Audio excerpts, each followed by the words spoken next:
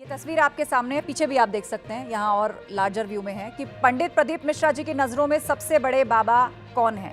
जगत गुरु रामभद्राचार्य जी, प्रेमानंद महाराज जी, बाबा बागेश्वर जी या खुद पंडित प्रदीप मिश्रा जी? मैं सिर्फ इनसे ये पूछना चाहता हूँ कि एक लोटा जल के पीछे, मतलब ठीक है आप चढ़ाएं शिव जी को, बहुत अच्छी बात है श्रद्धा, बट आपने जैसे कहा उससे क्या आदमी का कोई पर्सनल लेवल पे कोई फायदा हो सकता है? राधा रानी पर पंडित प्रदीप मिश्रा की टिप्पणी से प्रेमानंद जी महाराज इतने नाराज हैं कि उन्होंने चुनौती दे डाली, राधा रानी पर कैसे छिड़ गया है रण। किशोरी जी के विषय होश में बोलना हमारा जीवन है, हमारा सर्वस्व है। किशोरी जी तो कुछ नहीं करेंगी, बड़ी करुणामयी है, लेकिन अगर हमारा हृदय जल गया तो तू ना लोक लायक रह जाएगा ना परलोक लायक रह जाएगा। मैं तो पहले कहूँ था, ये संत नहीं है, भांड है सारे, इन्हें किसी प्रकार का ज्ञान नहीं है, समाज का नाश करने लग रहे हैं। देख लो इन संता की सच्चाई।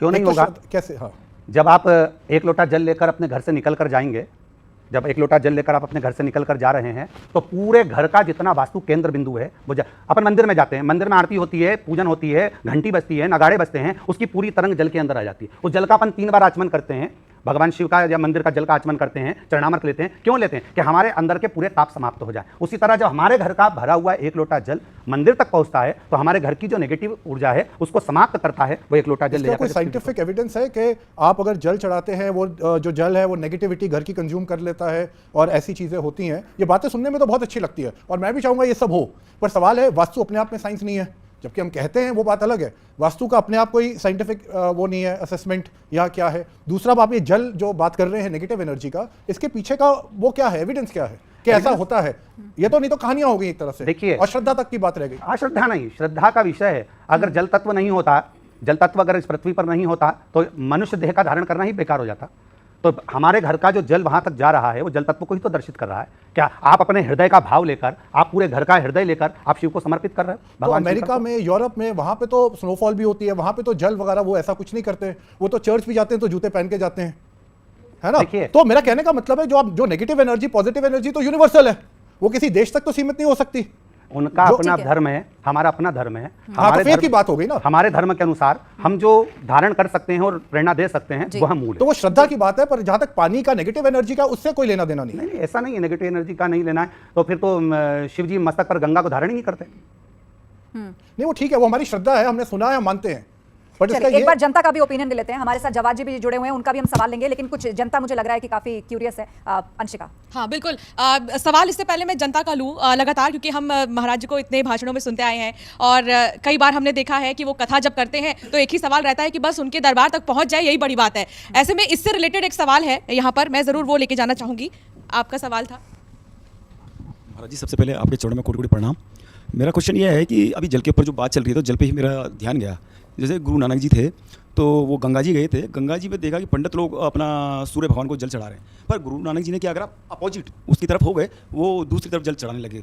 तो पंडितों ने पूछा कि भाई आप ये क्या कर रहे हैं? तो उन्होंने कहा आप क्या कर रहे हो? कहा मेरा जल सूर्य भगवान को मैं दे रहा हूँ। तो गुरु नानक जी ने कहा इधर मेरे खेत हैं तो मैं उधर जल दे रहा हूँ, तो ये क्या हमारा पानी, उनका गुरु नानक जी का पानी क्या खेत तक जा सकता था क्या?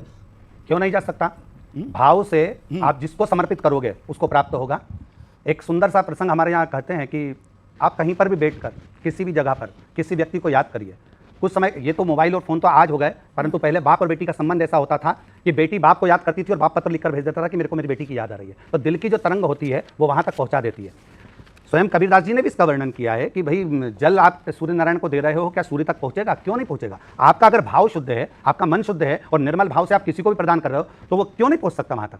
आप फोन पर आप चर्चा कर रहे हो, अपनी मम्मी से बात कर रहे हो, माँ से बात कर रहे हो और माँ से कह रहे हो माँ मैं तुझे प्रणाम कर रहा हूँ, मैं तुझे नमन कर रहा हूँ, तो माँ ये आकर कहे ना कि तू पहले यहाँ और मुझे प्रणाम कर, दिल्ली से आ तू आगरा मुझे प्रणाम करने के लिए। आपने प्रणाम किया और माँ ने उसको स्वीकार किया। उसी तरह भाव से अगर आप किसी को कुछ दे रहे हो तो स्वीकार करते। हाँ जी भाइयों, हाँ जी भाई। एक संत हुए प्रेमानंद जी, उन्होंने एक चैलेंज किया, मैंने एक वीडियो देखा था, उसके अंदर वो कहते हैं कि मेरी दोनों किडनियां खराब हैं, अगर इस धरती पर कोई संत मौजूद है जो उनकी दोनों किडनियां ठीक कर देगा ना, वो उनकी शरण ग्रहण कर लेंगे।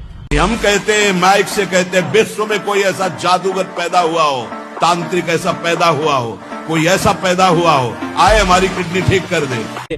और आप संत रामपाल जी महाराज जी की शिष्य होने के नाते दावा करते हो कि आपके गुरुजी हर रोग ठीक कर सकते हैं, क्या कहना चाहेंगे? भाई मैं तो प्रेमानंद जी से ये कहना चाहूंगा कि प्रेमानंद जी हमारे बड़े बुजुर्ग हैं, संत रामपाल जी महाराज की शरण में आवे और मर्यादा में रहकर भक्ति करे।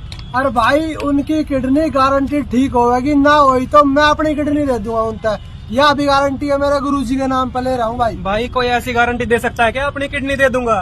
प्रेमानंद जी आपसे रिक्वेस्ट है, आप हमारे बड़े बुजुर्गों की तरह हो, सच्चा ज्ञान, सच्चे सनातन का ज्ञान जो संत रामपाल जी महाराज गीता और वेदों से दे रहे हैं, जो भक्ति दे रहे हैं, उससे हजारों लाखों भक्तों के कष्ट ऑलरेडी दूर हो गए।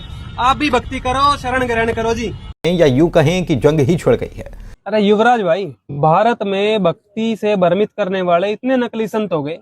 प्रेमानंद जी को देख लो, अनिरुद्धाचार्य जी को देख लो, और भी बहुत सारे हैं, देवकीनंदन जी भी हैं। ये क्या कहते हैं कि भक्ति करो, और भक्ति भी इनकी अपनी मनमुखी है, राधा राधा की भक्ति करवाते हैं ये भक्ति करो और भाई सारे अपने कष्ट जो है जीवन के वो तो भोगने पड़ेंगे, पर तुम्हारा मोक्ष जरूर हो जाएगा। इनका इलाज क्या है? भाई इनका इलाज तो नरक में यमराज करेंगे, क्योंकि ये पाखंडी है ना, ये मनुष्य जीवन को बर्बाद करने लग रहे हैं। इनको ना तो भक्ति का पता, ना साधना का पता, ना इनको शास्त्रों का तत्व ज्ञान। अरे प्रेमानंद जी खुद बचपन से भक्ति कर रहे हैं और उनका किडनी का रोग ठीक नहीं हो रहा। इतने भी नकली गुरु है ना, ये कहते हैं मोक्ष मिल जाएगा, लेकिन रोग ठीक नहीं होंगे। अरे वेदों में उस परमात्मा की महिमा बता रखी है कि जो उस परमात्मा की भक्ति करता है उसको बड़े से बड़े रोग का निवारण कर देता है, बड़े से बड़े पाप काट देते हैं। मेरी तो इनसे यही प्रार्थना है, अगर तुमसे अपने शिष्यों के दुख दर्द ठीक नहीं हो रहे ना, तो उनका जीवन बर्बाद मत करो, उनको सीधा संत रामपाल जी महाराज के एड्रेस बता दो। संत रामपाल जी महाराज ये गारंटी लेते हैं, जो मेरे बताए अनुसार कबीर भगवान की भक्ति करेगा उसका कैंसर का बाप भी ठीक हो जाएगा। लाखों भक्तों के होने भी लग रहे हैं। उनसे यही प्रार्थना है, संत रामपाल जी महाराज के पास भेज दो अपने चेलों को, तुम भी आ जाओ। अगर आप ये वीडियो YouTube पर देख रहे हैं तो हमारे चैनल को सब्सक्राइब करें और बेल आइकन को दबाना ना भूलें। अगर आप Facebook पर ये वीडियो देख रहे हैं तो हमारे पेज को लाइक करें।